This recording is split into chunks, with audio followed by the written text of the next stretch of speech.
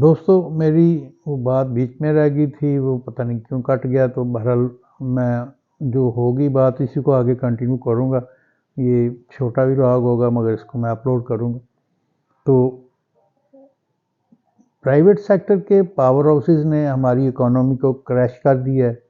بجلی load shedding پھر بھی ہو رہی ہے، گھنٹہ لائٹ آتی ہے گھنٹہ جاتی ہے، کیونکہ ہم پیٹرول اور تیل کے جو ہیں وہ ہم امپورٹ نہیں اتنی کر سکتے، ان کو ہم نے پروفٹ دینا ہی دینا ہے. ساورنٹی گارنٹی ملک کی ہے، اسٹیٹ بینک کی ہے، وہ حکومت ملک نے جو پروفٹ ہے ان کو وہ انہیں مل رہا ہے.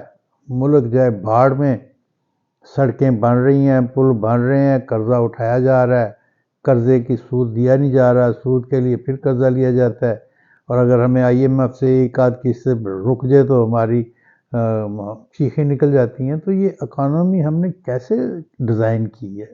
یہ اتنے بڑے انٹلیکچوئل جو بیٹھتے ہیں قرض لیتے گئے لیتے گئے لیتے گئے، یہ نہ دیکھا کہ یہ قرض ہم نے اتارنا کیسے.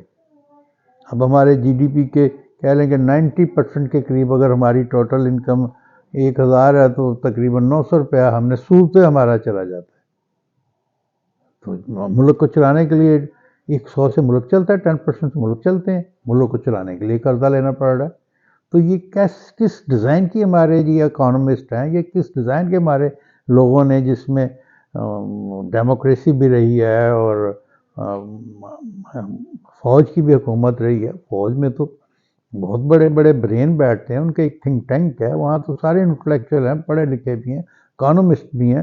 فوج کی اپنی ہاؤسنگ سوسائٹی ہیں، ڈی ایچ ایس بڑے اچھے چل رہے ہیں. فوج کی انڈسٹری پروفٹ میں ہے، پرائیویٹ اور جو حکومتی انڈسٹری ہے وہ جو ہے لاسز میں ہے. اتنی بڑی ہماری اسٹیل مل ہے، اس کی ہم بند کا اربوں روپے پے کر رہے ہیں. پرائیویٹ سیکٹر کی ایئر لائن پروفٹ میں ہے، پی آئی اے نقصان میں ہے.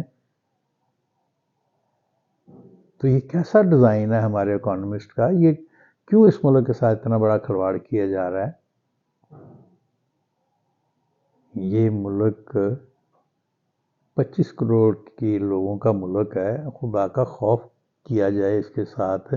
کیا سارے ہم پاکستان کے اپنی ینگ جنریشن کو وہ باہر بھیجیں مزدوری کرنے کے لیے کہ وہ باہر سے کمائیں اور ادھر بیٹھ کے ہم کھائیں اور وہ باہر اپنے پیاروں سے دور بیٹھیں؟ یہ کیسا سسٹم ہم نے اسٹیبلش کیا ہوا ہے؟ تو میرے پہلے ولاگ میں نے اسٹارٹ میں اپنی قوم سے یہ کہا تھا کہ 8 فروری 2024 کے الیکشن جو اناؤنسڈ ہیں، جس کا مجھے ابھی تک بھی یقین نہیں ہے کہ وہ الیکشن ہوں گے. وہ کیوں نہیں ہوں گے؟ یہ میری عمر 62 سال کے قریب میں ہو رہا ہوں، اگلے سال میں 62 سال کا ہو جوں گا. میں نے 77 والا الیکشن بھی دیکھا جب بھٹو نے کروایا، پھر 85 والا الیکشن، 88، 90، 93، 97، 2003 والا، 5 والا جو کاف لیگ کا تھا وہ، 2003 والا، پھر 2008 والا، 2013 والا، 2018، یہ سارے الیکشن میں نے دیکھے ہیں. مگر انوکھا الیکشن 2024 والا ہے کہ جس میں اتنی بڑی تعداد میں لوگوں کے کاغذات نامزدگی ریجیکٹ کیے جا رہے ہیں، اور ہماری عدالتیں جو ہیں وہ آرڈر کرتی ہیں، کوئی فیصلہ کرتی ہیں، ادارے ہمارے ماننے کے لیے تیار نہیں. ایک بڑی پولیٹیکل پارٹی کو الیکشن سر پہ آ گئے ہیں، اس کو نشان اس کا جو ہے وہ نہیں اسے الاٹ کیا جا رہا، جو اس کا تھا وہ کینسل کر دیا. الیکشن کمیشن اس کے لیے اپیلوں میں جا رہا ہے. یہ کیسے الیکشن ہے؟ تو میرے عظیم ہم وطنوں، جاگو، اٹھو، دیکھو کہ یہ ملک کے ساتھ کیا ہو رہا ہے. ہماری پڑھی لکھی کلاس اٹھے. ہمارے جو اب تو ہر دیہات کے ہر گھر میں پڑھے لکھے بچے ہیں، وہ دیکھیں یہ ملک کے ساتھ کھلواڑ کون کر رہا ہے. اور یہ بہت بڑا کھلواڑ ہو رہا ہے. اس میں ہمارے پڑھے لکھے دانشور، ہمارے سیاستدان، ہمارے انٹلیکچوئل، اگر میرے جیسا ایک عام بندہ اس کو یہ اتنے خطرناک حالات نظر آ رہے ہیں، تو ہمارے پڑھے لکھے لوگوں کو جو جن کی رغبت ہے کتابوں کے ساتھ، جو ایڈیٹوریل، جو نیوز بھی دیکھتے ہیں، تو انہیں بھی پتہ ہونا چاہیے کہ ملک کہاں جا رہا ہے. تو میری اپنے ہم وطن پاکستانیوں سے درخواست ہوگی کہ وہ اس 2024 8 فروری والے الیکشن میں بھرپور نکلیں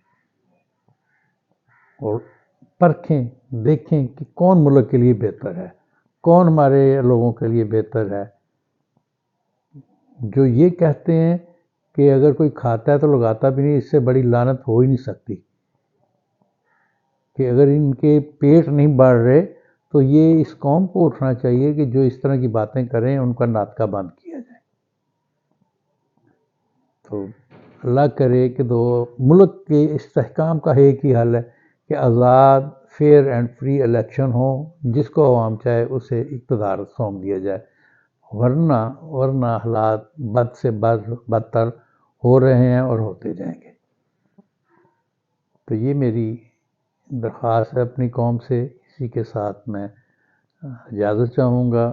ولاگ میرے آج 3 اسی موضوع پہ ہو چکے ہیں، تو میں اس کے ساتھ ہی اجازت چاہوں گا، اس دعا کے ساتھ کہ اللہ میرے ملک کی حفاظت کرنا اور اس کو نیک اور صالح قیادت عطا کر۔